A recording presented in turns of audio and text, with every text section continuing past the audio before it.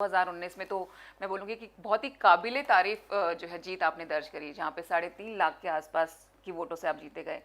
But अभी जो हमें सुनने में आया है कि इस बार आप जमुई से नहीं हाजीपुर से जो है चुनाव लड़ने की बात सोच रहे हैं। तो ये चेंज क्यों? मतलब क्योंकि जबकि जमुई में आपको ऑलरेडी बहुत प्यार मिल रहा है। मैं मानता हूँ पब्लिक आपका भविष्य निर्धारित करती है।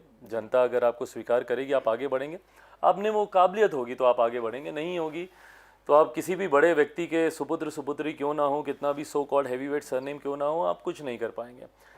ऐसे में उसी परंपरा को आगे बढ़ाते हुए पिता के अधूरे कार्यों को पूरा करने की जिम्मेदारी जब पिता के जाने के बाद मेरे कंधों पर आई, जी। ऐसे में उनकी ये लोकसभा सीट भी है जो कहीं ना कहीं मेरे पिता के साथ उनका पर्याय बन गई, उनका पर्यायवाची बन गई।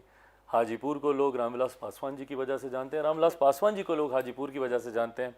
दो बार Guinness book of world record में मेरे पिता का नाम हाजीपुर से winning with the highest margin के तौर पर उनका नाम वहाँ पे दर्ज है।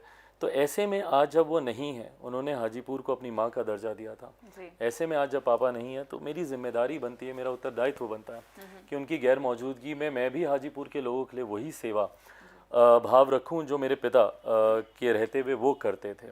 ऐसे में यकीनन मेरी ख्वाहिश है कि हाजीपुर से, मेरी पहली ख्वाहिश तो मेरी माँ है, मैं चाहता हूँ कि वो वहाँ से चुनाव लड़ें। पर क्योंकि वो अपने आप को सक्रिय राजनीति से हमेशा उन्होंने एक दूरी बनाए रखी, मेरे पिता के रहते हुए भी वो दूर रहीं। बट हाँ, इतना ज़रूर तय है कि हाजीपुर की सीट से लोक जनशक्ति पार्टी रामविलास का ही प्रत्याशी वहाँ से चुनाव लड़ेगा।